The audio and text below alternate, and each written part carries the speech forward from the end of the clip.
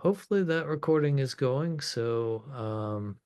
Yeah, I wanted to welcome everybody to our February edition of the Agile at Scale SIG. Does everybody still see the slides on the screen? We do. Yes. Excellent. Thanks, guys. Just a little bit about Agile Austin before we get into today's program. So, our mission, we are a 501c6 nonprofit. Love to connect people. Prior to the pandemic, it was mostly in Austin, but now it's a global affair. We have people joining from all over the United States and even outside of the country. So, we just love to connect you all and help educate, not just in Austin, but around the world. Our tenure for this year is about to come to a close. This is the board of directors that we've had for the last year or so. So Max, president, Sid, vice president, Chase, CPO, myself, CTO, Jenny is our treasurer. Been a joy to work with these folks. They've been doing well. We'll have some board elections coming up in a couple months. So just start thinking about that if you'd like to submit your name into the hat for potentially becoming a board member. And you can always contact us at board@agileaustin.org if you're interested, but there will be more details to share on that coming up soon for the upcoming year. But we're also sustained. A program like today is free, and many of our other programs are free as a result of our sponsors. Our platinum sponsor, Agile Velocity, has been with us for the majority of the time of the existence of our us being around. And so check out their site, agilevelocity.com. ResumeX is a recent sponsor that just joined. They empower remote teams. Definitely check them out, as well as Ad Meliora Coaching, longtime Agile Austin member Aaron Randall, who is just been a fantastic supporter of ours. Check them all out and support them. We love them. In addition to that, Agile Velocity has a discount on any of their public workshops. You can use the code Agile Austin to get that discount. So please take advantage of that if you're thinking of any training that you need to do for your organization. Sponsorship, we always love other sponsors, not just for this or for our organization, but the Keep Austin Agile conference as well, which I'll talk about in a minute. So contact at agileaustin.org if you or your organization is interested in sponsoring us. The other way that we sustain programs like today is through our membership. Our yearly membership fee has been $35 for the majority of the time that we've been an organization. Yes, eggs may be inflated in price, but not our membership. Great value there. Got a Slack community you can join of like-minded Agile practitioners and stuff.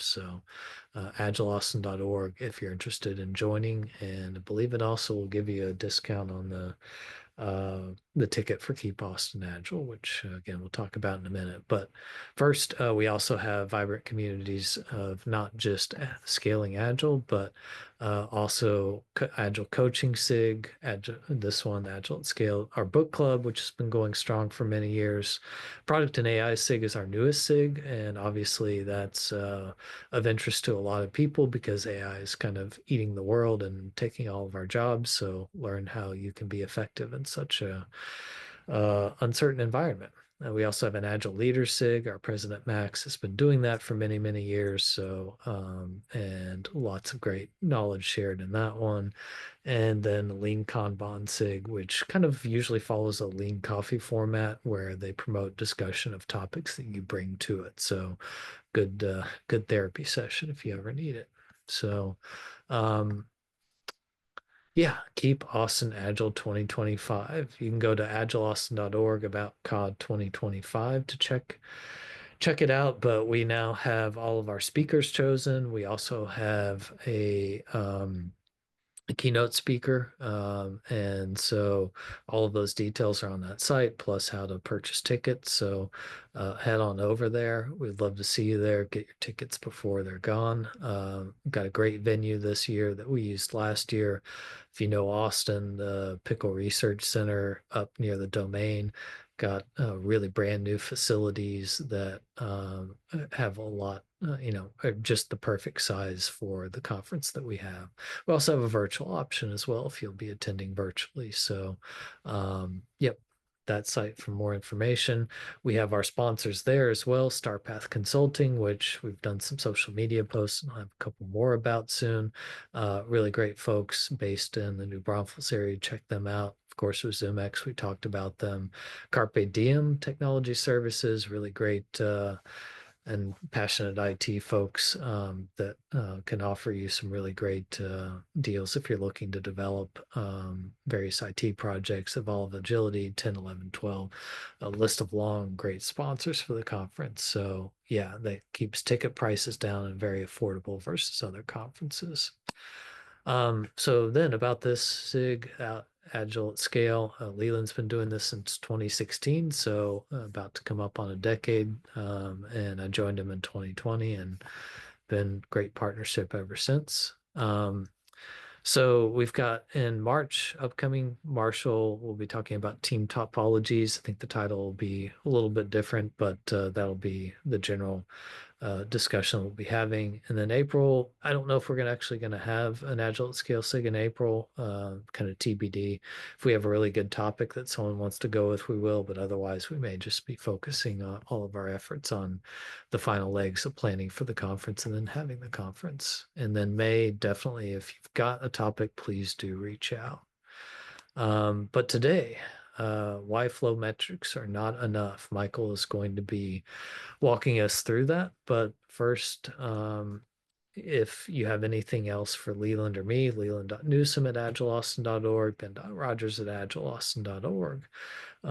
And definitely, if you've got topics, questions, comments, feel free to email us. With that, I'm going to stop my sharing and I'm going to pass it over to Bob to take us away.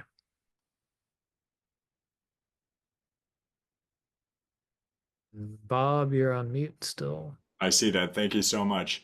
Mike, based on sharing, if you could share your slides, and get us kicked off from your side. And by the way, thanks Ben so much for having us this afternoon, properly in Austin, morning for those in Seattle. And we'll get sharing here in a moment.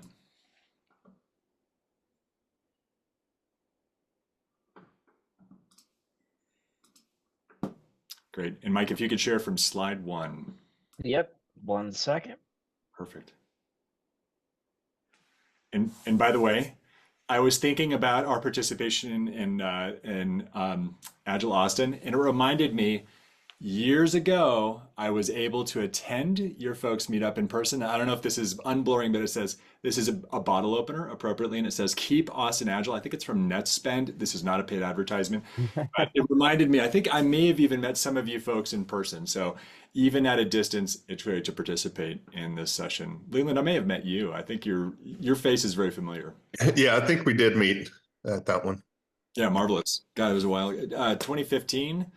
I don't want to say it was a decade ago because I think it ages one of us, but it was a while ago. So great to reconnect with you folks even at a distance.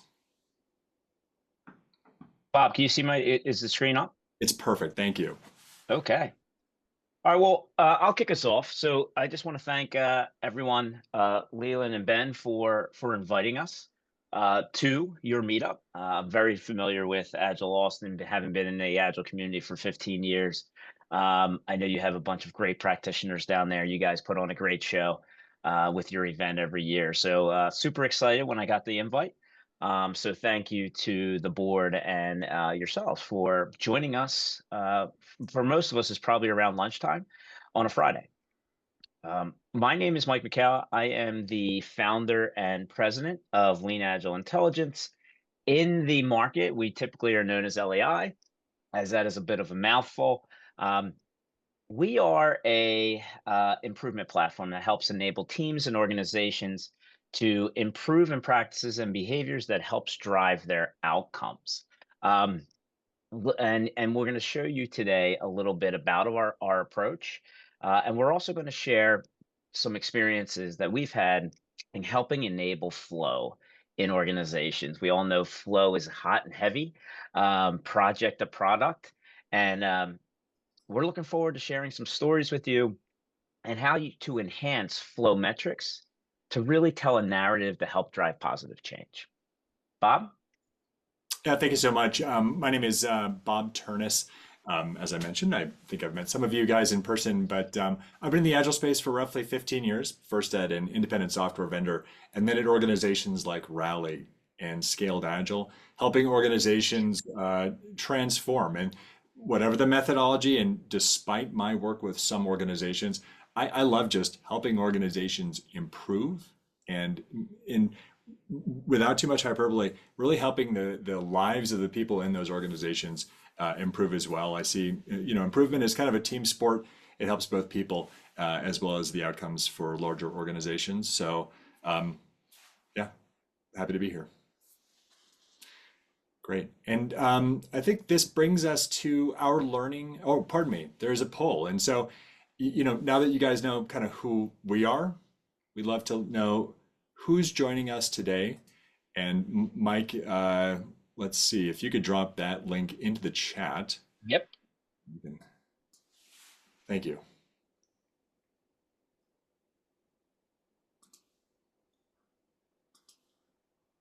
So I just dropped it into the chat.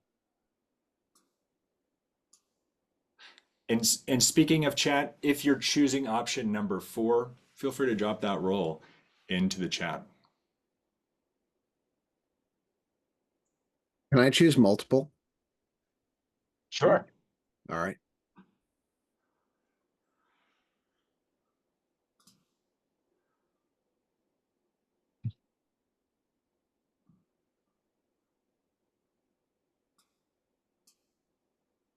And we just started using Poll Everywhere, and it's funny. I'm assuming you guys are answering this. I don't see the updates.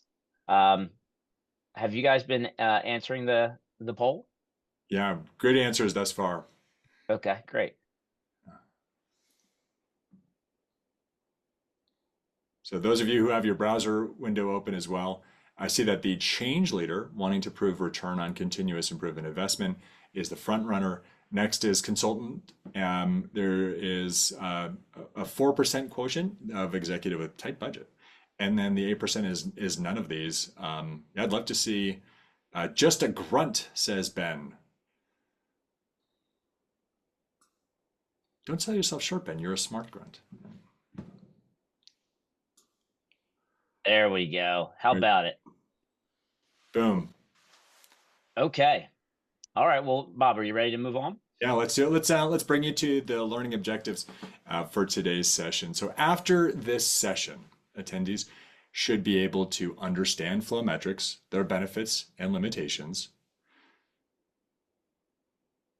complement flow metrics with a human element to measure productivity, and then finally, to provide context, right, and deeper insights into the why behind the performance of flow metrics. And this speaks to a big challenge that we have in agility is what understanding the compromises, right, as well as the kind of the rationale for making change happen in an organization. So why are we here? So the driver that we see is complexity, both external and internal. And we see external complexity pushed by a few things, by really fast changing markets, by these 3 major factors: advancements in technology. I mean, you guys are in Austin for goodness sakes. We see globalization, and then finally, constantly changing consumer base and with behavior and tastes that are changing on increasingly faster timescales. And that's paired with internal complexity. Internal organizations are themselves complex. There's this network effect of serial and parallel components and structures that, to work effectively, must interact with each other. And then add to that overlapping methodologies like lean that happens at the systems level, and then agile as a way for large groups of knowledge workers to solve problems that are themselves complex. And this creates an accordingly complex system that brings these challenges, right? The challenge is if organizations fail to deliver value early and frequently, they risk losing competitiveness in fast-paced markets. They can't afford waste, call it muda or otherwise. You can't afford waste in your system. And then productivity is the comparison between those resources invested in production and the value generated by those efforts. And so this brings us to the result. So as two industries trends, we've seen an emphasis on flow and that ability to deliver value early and often. We've also seen a reinvigoration of product management. We've seen that from Kirsten and others. And pick your framework, but there's this renewed emphasis on product connection with the customer, some people call it, but long story, writ large, product is increasingly big. Now, product could be a talk for another time, but our focus today is an emphasis on flow. So let's align on what flow means. At least ProKanban, our friends over at ProKanban, define flow as the movement of potential value through a system. I think this is my, and as we're doing this handoff to Mike, we're super curious, what's stopping your organization from improving flow and delivering value? And it's the same link.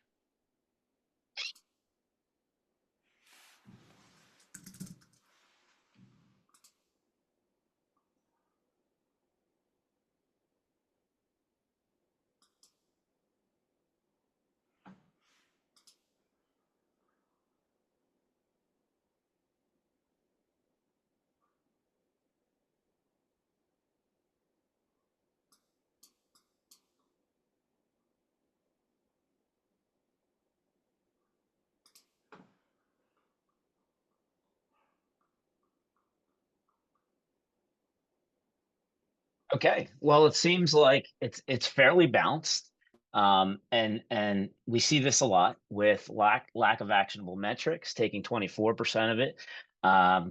Right there with it at the top is the lack of cohesion across teams and units. Bob talked a little bit about the system and lean. Lack of bidirectional leadership, insights, and knowledge to maintain flow is there, and attrition is coming in fairly low. But this is super helpful, and you're not alone.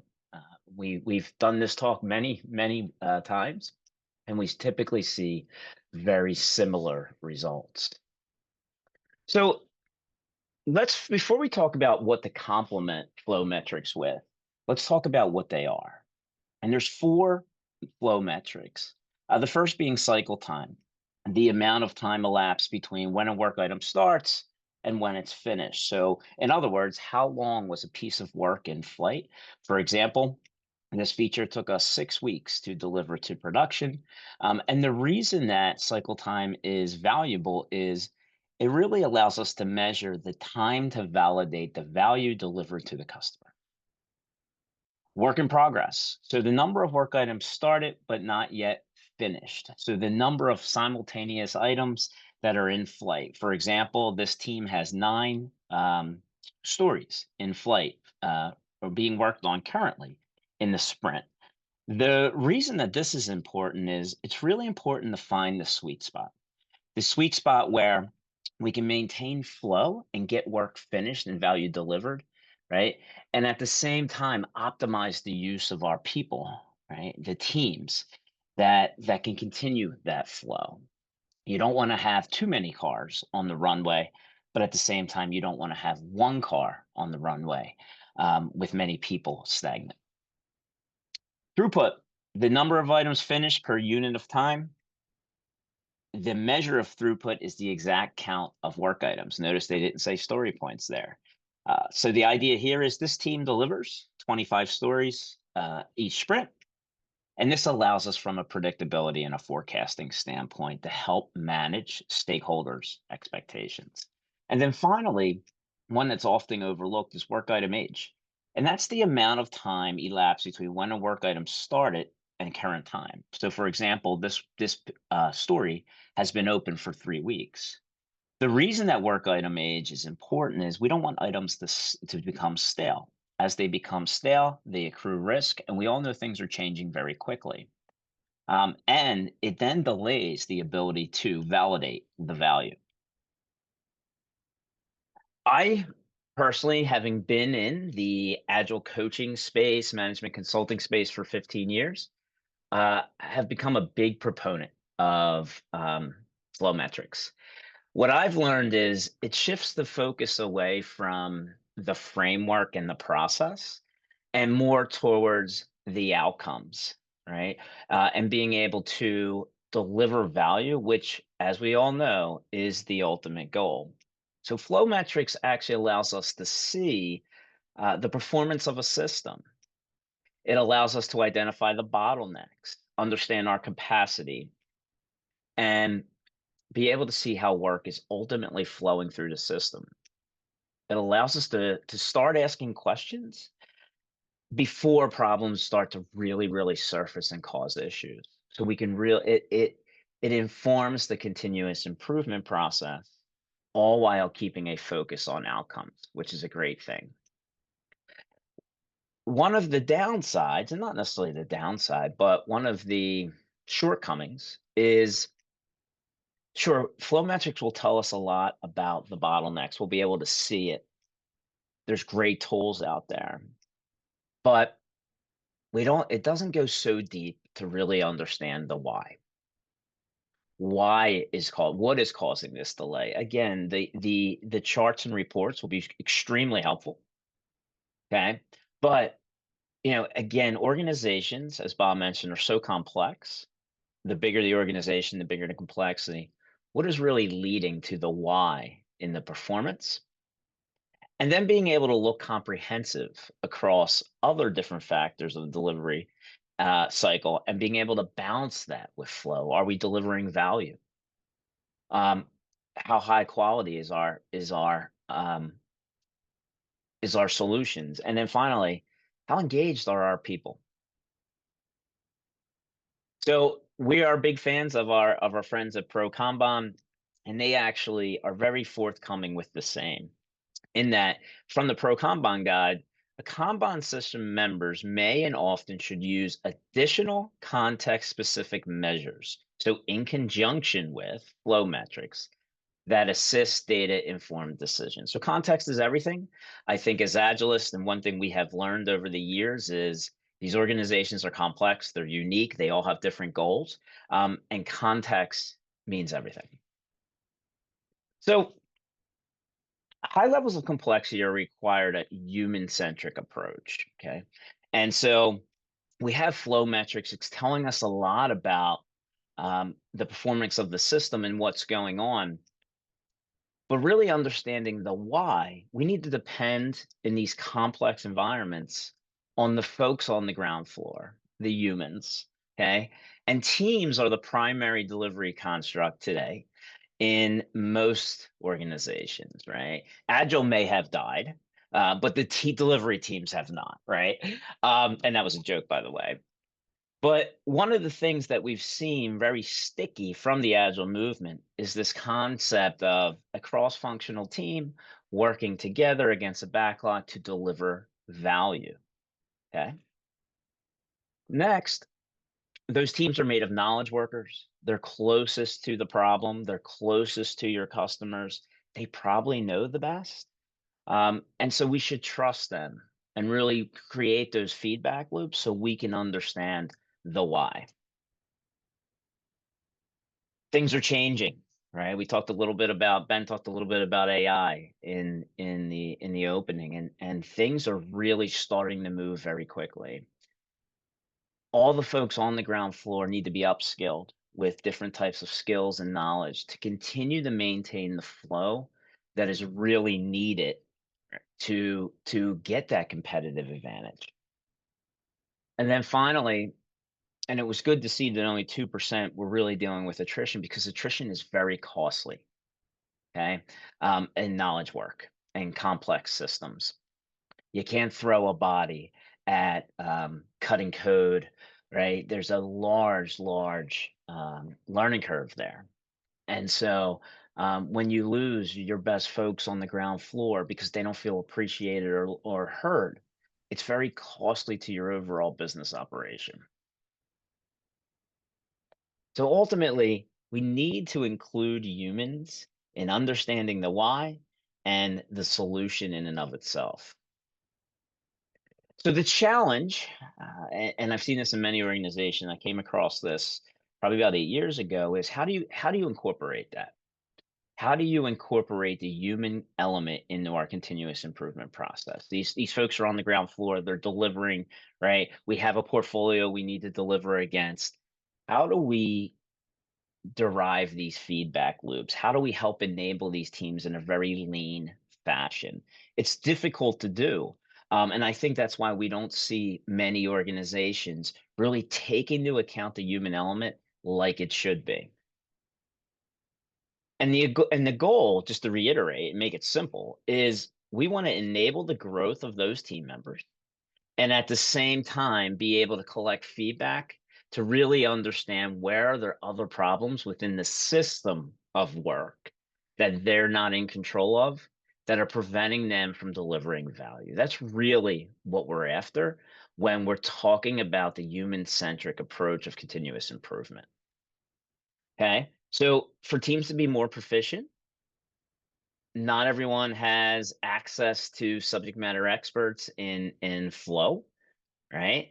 And so how do we enable them to become more proficient? If we're asking them to deliver value sooner and they're unfamiliar of exactly the best practices to do that, WIP limits, managing unplanned work, staying focused, how can we expect them to do that? So how do we enable them from a leadership perspective and drive those best practices? And then how do we collect feedback in a very structured, uniform way so that it's actionable? And be able to identify, not just across one or two teams, but maybe across a number of teams, what are the frictions along the way where teams are struggling against that system because the system will always win because of things out of their control. And only leadership can work with their colleagues at that leadership level to alleviate those systemic constraints and really continue to enable those teams. So, having worked with many large organizations, we are well aware that any type of approach needs to be structured, okay? It needs to be scalable, it needs to be quantifiable, making sure we understand current state and where we're going. And finally, it has to be actionable. We need to be able to look at the data and be able to derive a conclusion from it and act upon it, run an experiment, if you will, to improve to see if it's moving the needle. And so the tool that I started using 14 years ago, and now we have a platform to help support it, is this concept of self-assessment.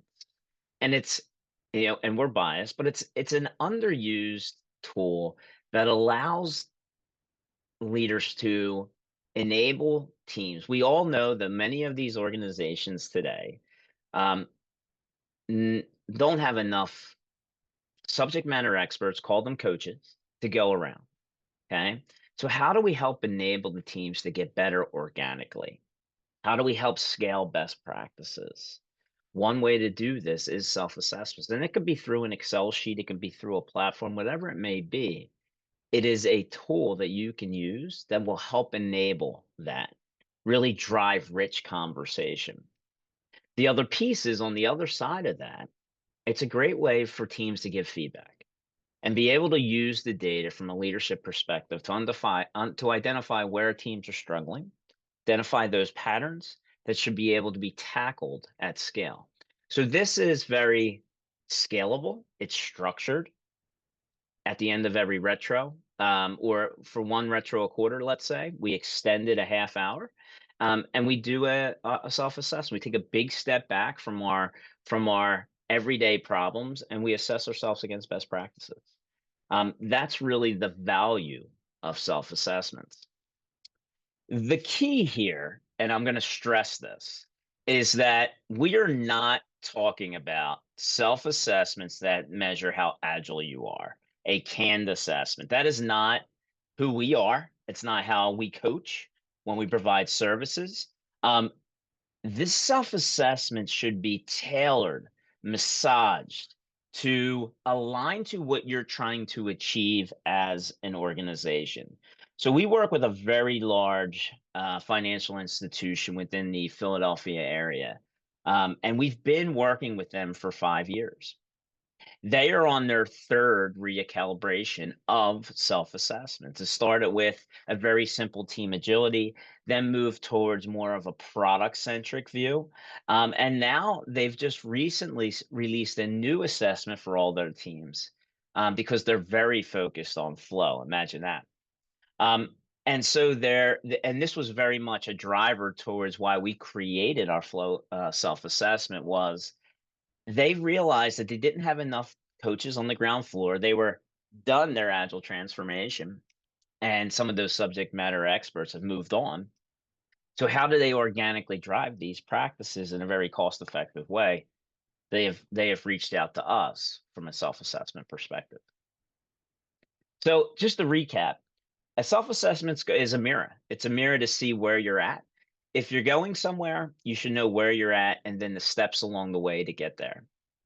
It's going to drive really rich conversation, improve team dynamics and cohesion. It's going to help upskill your team members, perhaps on different skills that are needed in today's work environment, such as AI. And it also provides a feedback loop, a data-driven feedback loop. Okay. So self-assessments at the team level is helping you incorporate that human element into your continuous improvement process and can be used in conjunction with flow metrics. It also helps leaders, and we talked a lot about this. Self-assessment should be customized to align to the improvement strategy and objectives. And for those of you who know about Lean Agile Intelligence, and I do see quite a few on here, you know that has always been our motto and has really led to the surgence, if you will, of adoption of our platform over the past 3 years. It's going to provide insights on where the frictions within the system. The data can be used as a leading indicator to act on something, right? It'll help surface issues just like flow metrics will, for you to start asking questions before the problem really starts to bubble up. And it helps simplify complexity and allows you to measure intangibles. Now, I know many of you might be out there saying, "Hey, we've taken surveys before. There's some concerns," and I'm going to hand it off to Bob because he tells great stories around this about some of our learnings. Bob,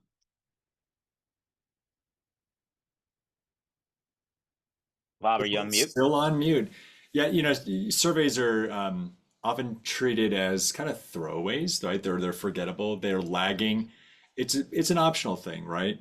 And so we have a different take on surveys that kind of well, actually, before we get there, one challenge with surveys overall is that it should be fully subjective. I think the scale is mistitled, but if I were to ask, like for instance, Ken, I see that you're on video, on a like using your hand. I don't know if you can speak, but would you say that you're really good with being able to thank you for you going off mute.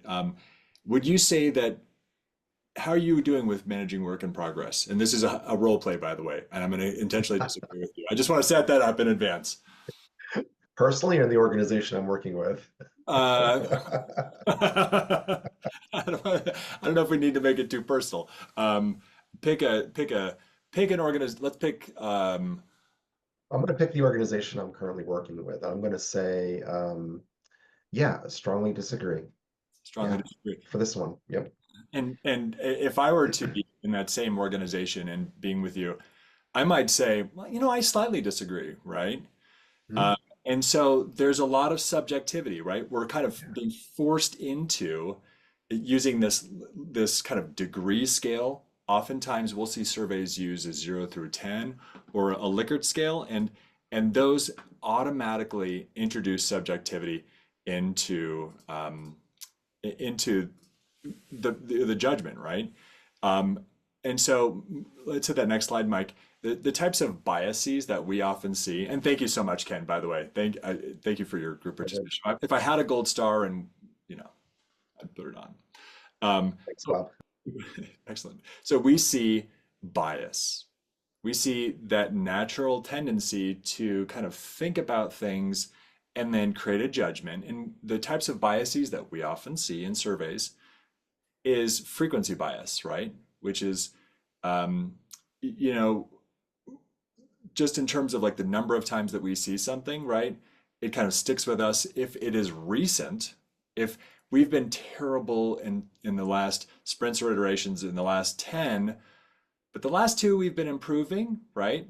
There's that natural tendency to weight things. And then that simple bias, again, thanks for the role play, Ken. Ken strongly disagree is my optimistic slightly disagree. And so, Mike, if you want to can take us into the next slide as well. And so the way that we mitigate for that bias, the way that we remove it is that we use objective questions and answers. And guys, we're talking here about our tool, but whether it's Excel or whatever means you're doing, you are applying to get those self-assessments, think about objective questions and answers. And so, for instance, in this particular example, we're asking a very concrete and definite question about WIP. What is your ability to control how many work items are in progress at one time in order to maintain that steady flow of work? And as you read through those answers, right, as people are answering these, and unlike surveys, by the way, which are often taken asynchronously or on people's own time, we love to run these types of assessments in a together mode where folks are, they're reading through this and then they're able to answer objectively about what they are observing and then have discussions afterwards that are not me telling Ken that he's wrong because he strongly disagrees and I only slightly disagree. But instead, here are the things that we see. We do see an ancillary benefit that it kind of shows what better looks like versus, hey, I'm trying to turn a 7 into an 8. What does that even mean? If I'm trying to turn a working agreement, right, into actual WIP limits, I can see where our team needs to go. So I'm pretty passionate about the way that these things can be used to affect change. So Mike, thanks for giving me the floor to talk through an area of interest. Of course, Bob. So again, the key thing and the key takeaway here is self-assessments can be a tool that's used. Okay. Um, if written properly and properly facilitated, they can give a really good signal as a leading indicator on what's going on within your organization that will give you signal on what's blocking value delivery. And even more important is that self-assessment really has to align to what you're trying to achieve. So what are the practices and behaviors that are going to help you achieve your strategy from an operational perspective? So if we're going to focus on flow and we're all on board for flow and we're buying all these new tools, test up, then we know that we should be enabling our teams on the ground floor so that they're not stuck and they're enabling. Remember, a lot of organizations have scaled Agile, okay? And that's all well and good. The important thing is you can't lose sight of the teams. You're only as good, the theory of constraints, right? You're only as good as the teams on the ground floor. So if you're asking them to do something, we need to enable them to make sure they understand best practice and give them the proper guidance, whether that be training or coaching or simply just the self-assessment. We should make sure that is aligned to the strategy of the organization. I know that's a novel idea, um, but it's quite amazing how often you don't see these two things aligned.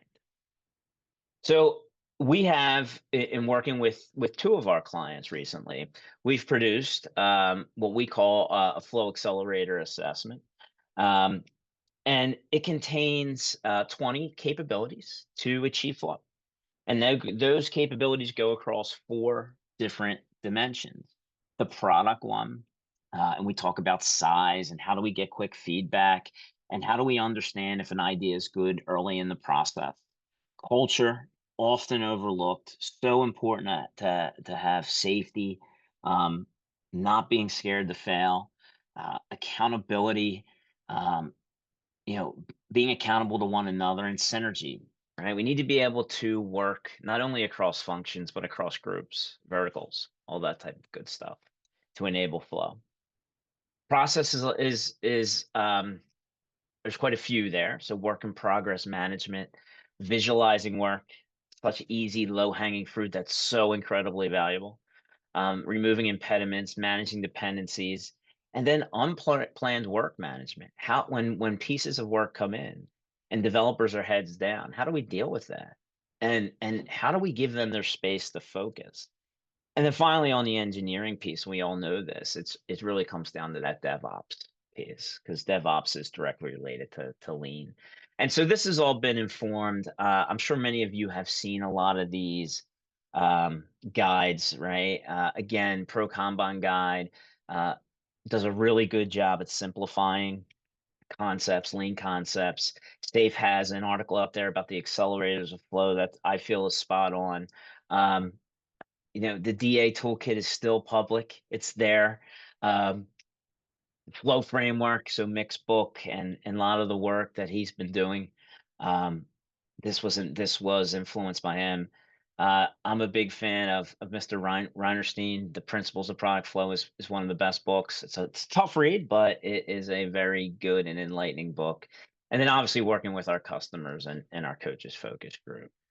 And like Bob said, if you are going to embark and start using this tool to gather insights from to enable your teams and understand frictions, we would recommend this concrete and objective progressive model instead of the Likert scale.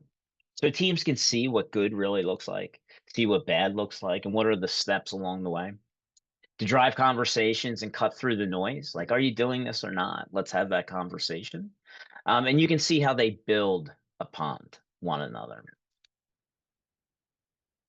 And then remember, a self-assessment is not it's not an audit, right? It is the purpose of any type of self-assessment is the improvements that come about from there and aligning those improvements to your context.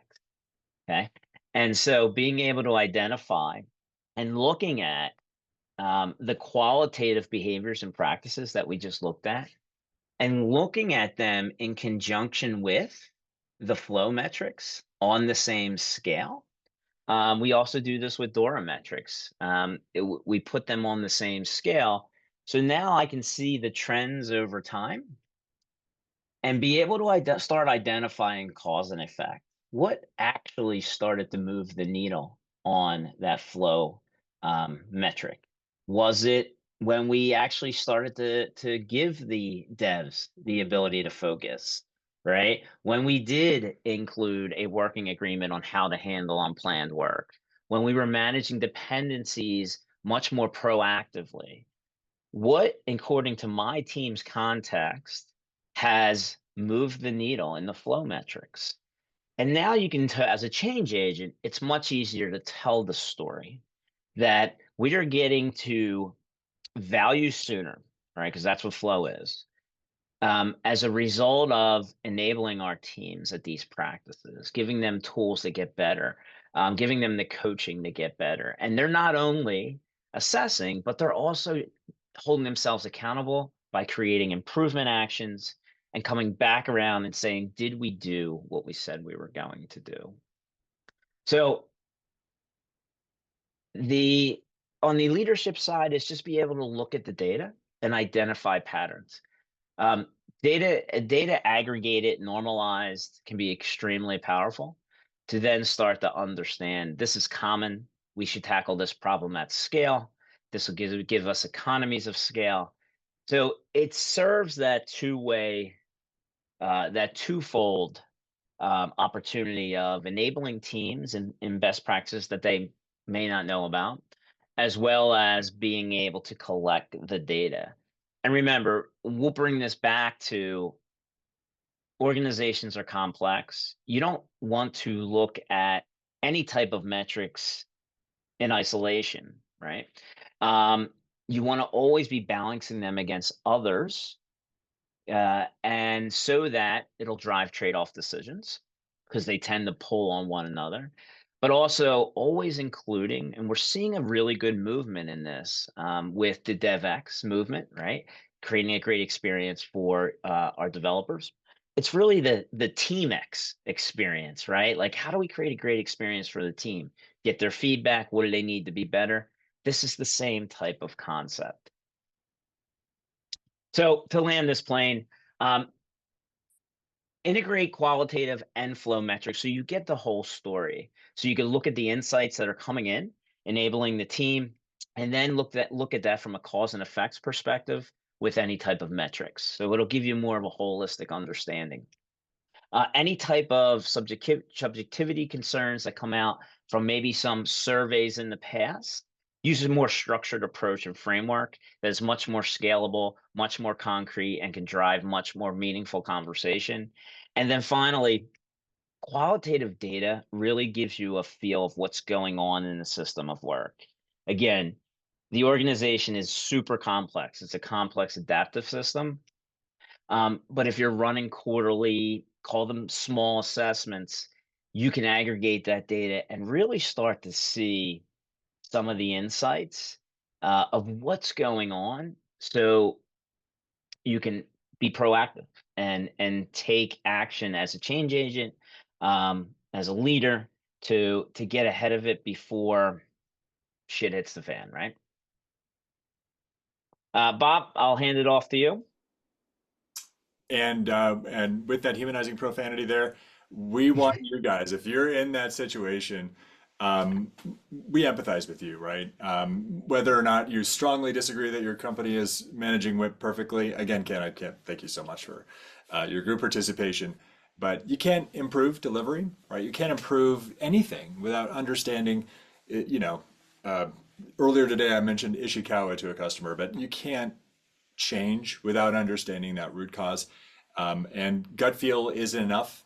You need to understand what real data is. The plural of anecdote is not data. Let's help you actually find that data. And so let's jump to the next slide. For you guys, we would love to sponsor anybody who's spent the hour with us. Let me drop my meeting link into the chat. Grab some time with me. Let's have a quick discussion, and I'd love to enable a 2-week free trial for our platform for anybody within Agile Austin. If you're watching this recording, the bit.ly will work to get to my meeting link. And otherwise, I think at this point, we'll pause and open it up for questions. Ben, thanks so much for organizing this, and thanks everybody for your time and attention. Yeah, I appreciate it. Thank you everyone for joining. Ben and Leland, thanks for having us. And yeah, why don't we use these last 10 minutes to address any questions? I have a question in the chat. What safeguards can be put in place to ensure team comparisons are constructive, especially for teams that may be struggling? The subtext for that question for me is psychological safety, right?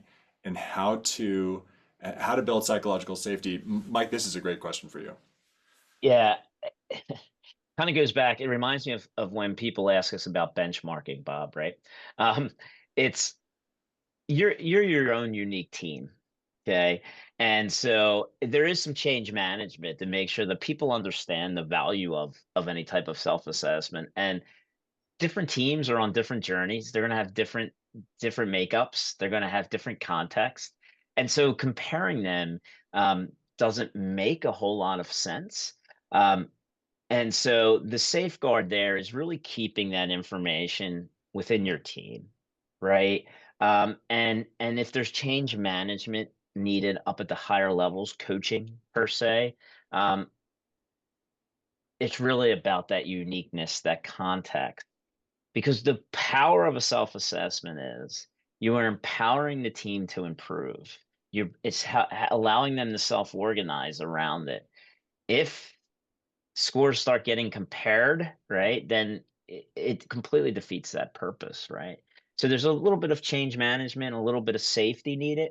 Um, but the nice thing is, if anyone is struggling with that, we'd be happy to help because we have dealt with this and we have a very structured framework that we use to help roll this out and communicate to people the why. Imagine that. And so it's super important that that team comparison is part of that. Marvelous. Thanks, Mike. And Ken, I see that your hand's up and love your question. Yeah, I got two questions. One real brief tactical one, and another one a little bit more juicy, I guess. Uh, so, yeah, for the assessments that you do, or the assessments and conversations that occur with the individual teams, is it typically one answer per team for each question? Or do you kind of have people go out and do the survey and then kind of get together and land on a single answer? How does that typically Yeah, work? yeah, it's kind of both. So, Okay, uh, one of the things that I have always done with these things is think of planning poker for self-assessments, right. right? Okay. Where everyone provides, hey, here's where I think we're at. Mhm. And for the less mature teams, typically they're off. There may be one or two stages where they're off, and it's about the conversation. Okay. And maybe typically it's, hey, someone wasn't thinking of that, or someone didn't interpret that. Yeah. Um, and so they're having the conversation with the whole idea being, okay, we're about here. And so that kind of that consensus. And what's nice is that whole conversation will really start to bring out what needs to be improved, Mhm. because that will help unsurface things that are misinterpretations and assumptions and help people kind of get to a common understanding of current state. And if that practice or behavior is super important to them, being able to then improve it. Yeah, I get it. It's like you got to make sure that they're on the same page about the question itself, along with the answers that they're giving, right? And what Right. it truly means and how to implement it. I guess the bigger question for me, or bigger impact question, is if these answers are being aggregated, then rolled up to numbers to show leaders, how do you help to make sure that they have the deeper context and maybe some actions and stuff that come out of that that are relevant to that context, right? Because what I've seen happen is a lot of times those answers, not necessarily your platform, but other ones, roll up to a higher level, and the leaders go off and work on something that they think is going to move the needle, but it's completely unrelated to the actual challenge or concern. So, how do you provide not just the objective data, but the underlying context with it to those higher levels? Sure, sure. So two ways. One, the facilitators, typically the coaches, are deeply ingrained in the process, right? And so they're providing some additional insights. We also have team members provide comments. We actually have an AI feature just coming out where you get some summary of the sentiment that's going on. There's other pieces of information that are needed. Um, Besides just a rating of where you're at, right? Yeah. And so it's driven by the facilitators, it's driven by some another level of intelligence wrapped around these comments, and then really thinking through like it's there's a little bit of a process around this, right? Where we do a five whys, we run a we make a hypothesis, we test that in a small area, see if it's driving that. So there is that kind of agile-esque piece at scale, right? And we're just doing this on a cadence. So it does have to be baked into, quote unquote, that process. But there is other context there, 100%, that it can't just be about this one practice. Instead, you have to take a more holistic approach. That's why we have the dimensions there that you saw, like culture, like things like that. Um, and we also use what we call outcome orientation. So we peg, and I don't know if you saw this, we peg all the practices with the outcomes that they help fuel. And that also leads to some really good conversation to help people get aligned on what we should improve and how. Thank you. Thanks, Mike. I do see a question in the chat from Tammy, which is how do unknowns and variations factor into any of these metrics? Yeah, so the unknowns one is I'm not it's a hard one, right? Let's take the variations one first. So the variability of the votes is a core metric in LAI, all about driving that conversation. So say we take an assessment, we look at 3 practices, and when we are all over the place on the spectrum. Well, the purpose of that is to then have a conversation, come to common understanding of where you're at, and then put that override, so to speak, that rating in there, right? So we're using variability to drive the right conversations and then make the adjustment, if you will, to that. From an unknown perspective, it's like that spidey sense of the coaches, being able to really ask deep questions, help those that maybe may not always be engaged in those conversations to get in there, right? So there's definitely a facilitation piece of this that's important to drive those conversations. But the unknowns are it's a risk, absolutely. And I think whenever you run an assessment, you're going to do some improvements. Um, it's always good to start small, mitigate that risk to learn more. So again, handling it in a very agile way. Fantastic. Ben, we have no more questions. Do you have any- Yeah, Right at time. yeah, I have exactly. I got a quick question. This is following up on Ken.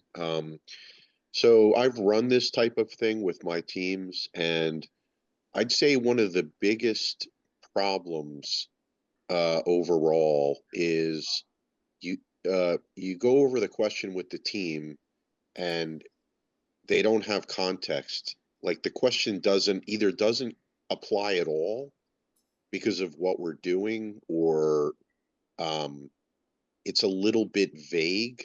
And so they're like, well, does that mean this? Or Right, does right. that mean that? And because you're not from the company, like I mean, like your company, like you can't help them with it because you're just as baffled as they are. And so people just start randomly like putting a vote in. So 2 things there. One, um, teams, first of all, shouldn't be presented questions or capabilities that aren't relevant to them, right? Like, if a Kanban, I don't want to send out, let's just say, I'm trying to think like a question I'll give you a better use case. I'm not going to send out to an operations team that's using Kanban the same questions that I'm going to send out to an app dev team, right? So that's number one. Like it has to be relevant and value add for the people that are taking it. And it should be small size. So they get through it, figure out those improvements and go. That's something we've learned over the years. The other piece is the customization piece is what has made us valuable in that there's a language that's used internally. The last thing you want to do when you take an off the shelf, like a self assessment, that you want to generate conversations is use language that people don't know. And so LAI is completely customizable. Right on the UI, you can change and companies do this all the time. They change the language within the question, they'll come back to us, our customer success team, and say, we're concerned about this question. How do we change the wording? So that all is done because, again, the purpose of this is the value add for the teams. And there is some discovery up front to make sure that it is going to be value add and it's not going to cause that confusion. Well, I mean, so just to help you guys out, like, so when you're at the team level, right? Um, let's just give an example, like the Scrum Master. I mean, we're not in charge of these questions, right? The organization hands these out to everybody. So it doesn't matter what kind of team you are, you get the same questions as everybody else. So I think that's where the issue is. So there may be like an educational component that you would need to add for the leadership, or to help them to understand that they need to maybe tailor these things? Because I've spent an inordinate amount of time trying to just we'll get stuck on one or two questions, and we'll be like, I don't know what to do for this. Do you know what to do for? I don't know. Doesn't apply to us, you know. Well, So, but I think it's a from the product of, organization, yeah, you know, the organization is just blanket handing these down. yeah, and so that's not LAI. We may have been part of those conversations in the past, and our approach, when you look at the platform, is tailor this to the unique needs of the teams, and there's going to be different flavors of those teams, right? And make sure and involve the teams in the POC to make sure the language is right. And why are we doing this? It's that reminds me of kind of, the agile at scale. Hey, here's how you do things. Here's your, that's, we all know that is not successful. And so part of what we do as LAI is, as part of that process, there's an onboarding process that we provide messaging to the change agents to tell the leadership, here's the thing, why we're doing this, here's what's needed. And so that it's a value add exercise, and they know the data that comes out of it is going to help them. So from a blanket perspective or a vague perspective, it's actually why we exist, right? Because I have used the other platforms before. We launched about 6 years ago. I think we've been in full market. And the driver of us taking this leap was that we were different in that manner. But one solution might possibly be just to have like does not apply, something like that. And We that haven't, way, like yeah, if we haven't that way if abstained. it comes down to the team, they can select do not apply. And one reason why that's also, I think, good is because you may have, I don't know, like I'm just making up an example, but maybe I have a Scrum team, and then maybe 2 months into it, I turn into a Kanban team. So some of those questions may turn out to be a little bit different, and maybe some of those questions do apply at some point, and then you can start to build history. But I think that would be good to have something like a does not apply. Sure, sure. I would agree. Alrighty. Well, yeah, I wanted to thank both Bob and Michael for the time today. Really appreciate it. And there was some questions about the recording. It will be on our YouTube channel at some point early next week, and we'll post an update to the meetup page, and then also probably be some social media posts about that. But again, Bob, Michael, thank you for your time. Really appreciate it. Fascinating session, and yeah, look forward to seeing what you guys do in the future. Well, thanks for having us again, Ben. I appreciate it. All right. Take And care. thanks to all the attendees with the good questions. And yep, we will see you next month. Yeah, it was great. Thank you. Well. All right. Thanks all. Bye.